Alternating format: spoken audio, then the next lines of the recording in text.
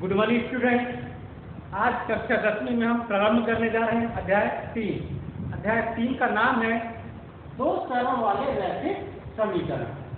तो जैसा नाम इस अध्याय दो चरों वाले अर्थात दो चरों रैखिक अर्थात उनकी घात एक होगी और समीकरण अर्थात दो पक्ष होंगे। तो इनके एक उदाहरण से समझते हैं। जैसे यह एक उदाहरण ले लेते हैं हम 2x धन 3y बराबर 8। तो यहाँ दो चर हैं x और y, रैखिक एक ही घात होगी, यानी जो चर है उनकी घात एक ही होगी और बराबर है, दो पक्ष है, तो समीकरण कहलाए। तो दो चरों वाली रैखिक समीकरण हमें इस अध्याय में पढ़ना है। तो इस प्रकार से हमें समीकरण मिलेंगे, हमें हमेशा एक जोड़े में समीकरण मिलेंगे। तो जैसे इसके साथ कोई भी उदाहरण और ले लेते हैं। मान लीजिए 5x धन 4y बराबर 15। इस प्रकार से कोई समीकरण मिल गया तो हमें ऐसे हमेशा जोड़े में समीकरण मिलेंगे। अब इनका जो प्रमाणिक रूप होता है, इनका हम प्रमाणिक रूप लिखते हैं।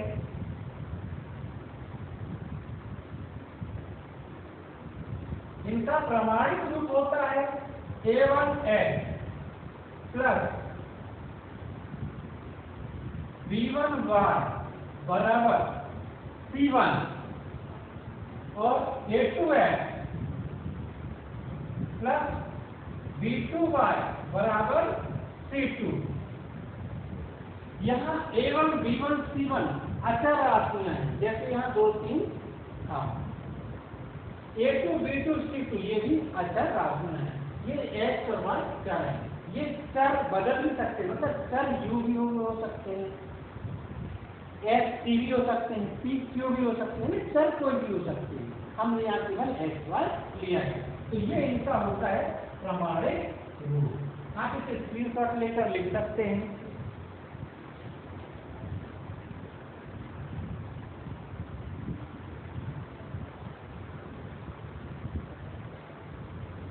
अब रैखिक समीकरण अर्थात दो चरों वाले रैखिक समीकरण को हल करने की 3 विधियां होती हैं।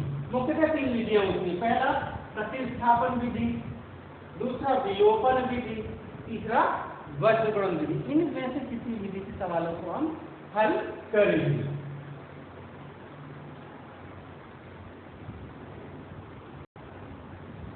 अभी हमने देखा रैखिक समीकरण को हल करने की 3 विधियां। अब इसके आगे हमें देखना है कि इनके जो हल आते हैं वो हल किस प्रकार के हों। तो पहले तो ये जान लीजिए कि ये जो दो समीकरण हैं, ये दो रेखाओं के समीकरण होते हैं। ये पहली रेखा, ये दूसरी रेखा, अर्थात यहाँ दो रेखाओं के ये समीकरण में दो रेखा है। तो इनके हल इन्हीं पर डिपेंड करते हैं। तो इनके हलों के प्रकार कैसे होंगे उनको हम देखेंगे। इसके लिए आपको सारणी नोट करना है। तो अपनी पाठ्य पुस्तक को सामने रखकर ही पढ़ाई करना है आपको। आप पेज नंबर 51 में, पेज नंबर 51 में नीचे एक सारणी दी गई, सारणी 3.4। सारणी 3.4 को देखेंगे तो उसमें कुछ पॉइंट दिए गए हैं, लेकिन हमें उसमें केवल आखिरी के 3 पॉइंट को ही लिखना है और उसी की सारणी अपनी कॉपी में बनाना है। यहाँ देखिए कहाँ से शुरू करना है। अनुपातों की तुलना, उसके नीचे का पूरा लिखना है। ग्राफी निरूपण, उसको पूरा लिखना है और बीजगणितीय निरूपण, उसको पूरा लिखना है। अर्थात ये 3 पॉइंट, यानी 3 पॉइंट की सारणी क्रम से ही बनाना है आपको अपनी कॉपी में। ये है क्या सारणी, इसको हम समझा देते हैं। ये सारणी कहती है कि इसके हल कैसे होंगे। देखो यहाँ हमें दिया है a1 a2 b1 b2 c1 c2। इनके हम अनुपात निकालेंगे। तो यदि हमने अनुपात निकाला, पहला अनुपात निकाला हमने a1 बटे a2 और उसी के साथ b1 बटे b2 भी निकाला। a1 बटे a2 और b1 बटे b2 निकाला। यदि ये दोनों बराबर नहीं है, कि ये बराबर नहीं चला तो इसे काट दिया। इसको पढ़ते हैं बराबर नहीं। यदि ये बराबर नहीं है, अर्थात इनका अनुपात बराबर नहीं है, a1 बटे a2 b1 बटे b2 का अनुपात बराबर नहीं है, तो जिस समीकरण से हमने a1/a2 b1/b2 लिया है उसका एक आदर्शी हल होगा। तो रैखिक समीकरण का या समीकरण का एक आदर्शीय हल होगा। रैखिक समीकरण का एक आदर्शीय हल होगा और रेखाएं प्रतिच्छेदी होंगी या एक दूसरे को प्रतिच्छेद करेंगे।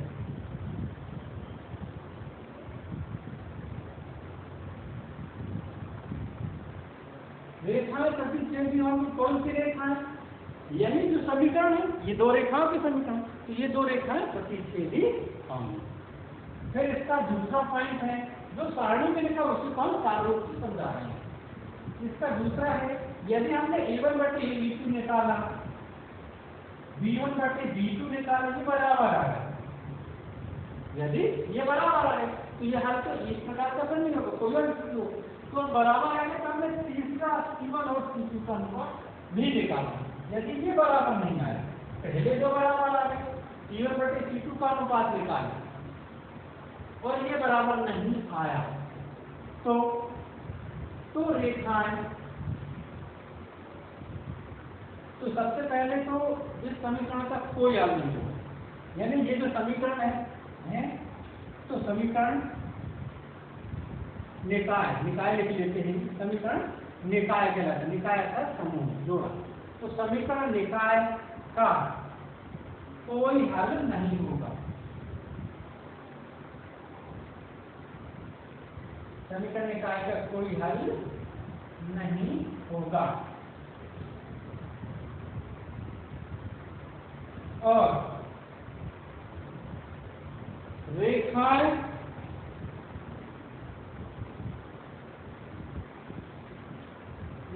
समांतर होंगी और रेखाएं समांतर होंगी।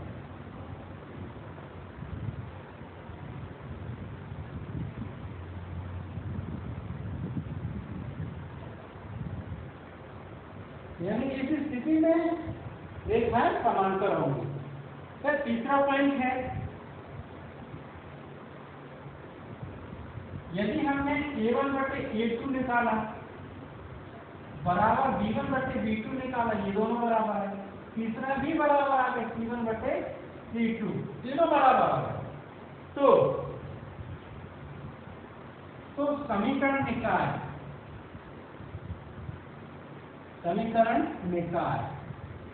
ये निकाय क्या है? समीकरण निकाय में समीकरण देखिए जोड़ा। तो समीकरण निकाय के अनेक अनंतता हल होंगे, अनेक अनंतता हल होंगे। समीकरण निकाय का अनेक अनंतता हल होंगे और रेखाएं समपाती होंगी।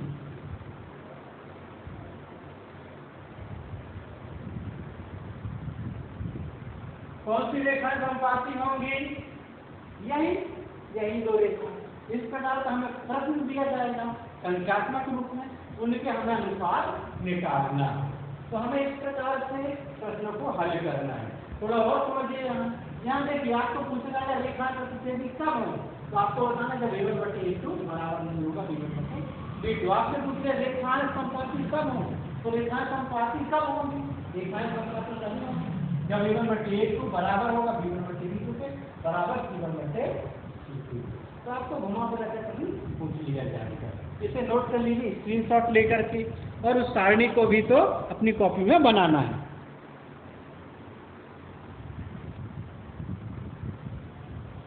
चलिए हम आगे बढ़ते हैं।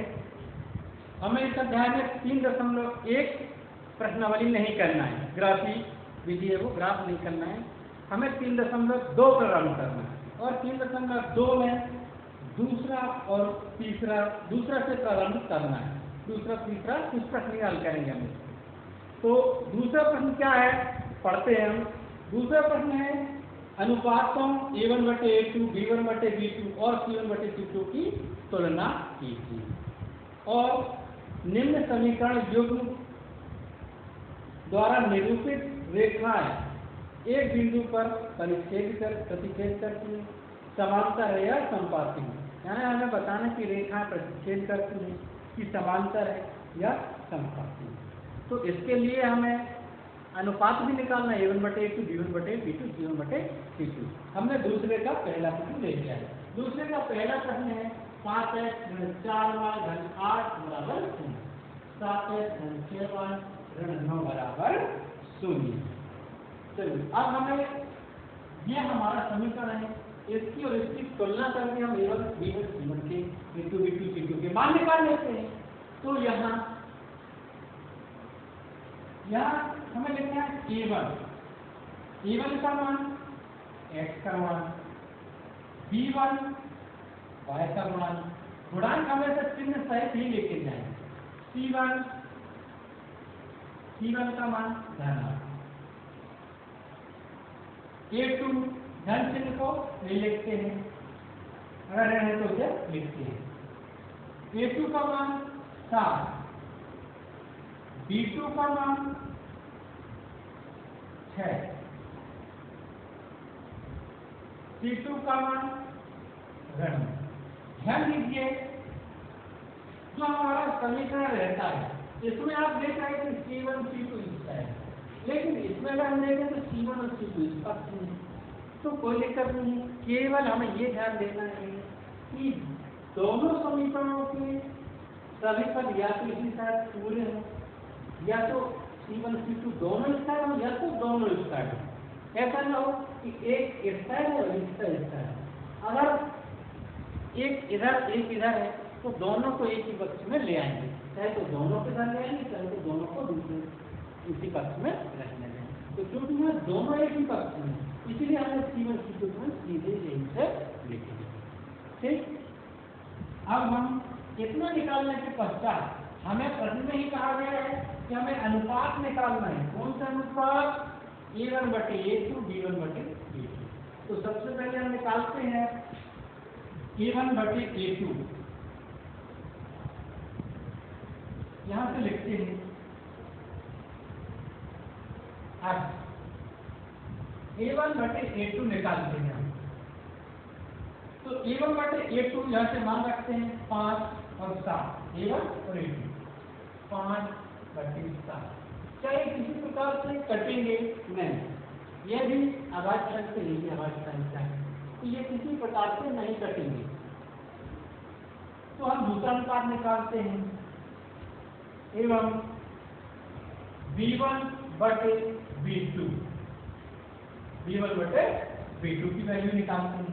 यह ऋण 4 और B2 की वैल्यू 6, तो ऋण 4/6। क्या ये कैंसिल हो सकते हैं? हो सकते हैं। 2 से ये विभाज्य, 2 से ये विभाज्य, ये दोनों आपस में कैंसिल हो सकते हैं। चलिए 2 दूनी 4, 2 दिया 6 और हम कटिंग करना है, तो इनको हम लिख लेते हैं। चलिए आगे लिखते हैं हम इनको। ऋण भी लगा हुआ है तो ऋण 2/3। अब इससे आगे क्या ये कैंसिल हो पाएंगे? देखिए इससे आगे ये नहीं कटेंगे। तो अब हम इन्हें जो क्यों लेकर रखेंगे और आगे हम देखेंगे कि क्या A1/A2 और B1/B2 के अनुपात, ये अनुपात कहलाते हैं, अनुपात में बात, ये अनुपात क्या बराबर है? नहीं, किसी प्रकार से बराबर नहीं। तो हम यहाँ देखेंगे कि यहाँ A1/A2 बराबर नहीं है B1/B2, ये दोनों बराबर नहीं। जब बराबर नहीं होता है अनुपात तो किस प्रकार का हल होता है? एक अदर्शी हल होता है और रेखाएं प्रतिच्छेदी होती हैं, अर्थात रेखाएं प्रतिच्छेद करती हैं। तो हम लिखेंगे कि यह रेखाएं अतः रेखा, यहाँ में अतः लिखते हैं, अतः रेखाएं एक दूसरे को प्रतिच्छेद करती हैं।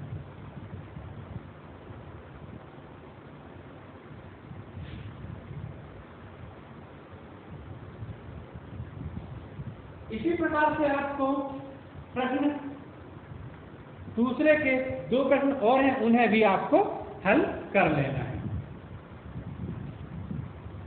इसका स्क्रीनशॉट लेकर लिख सकते हैं आप।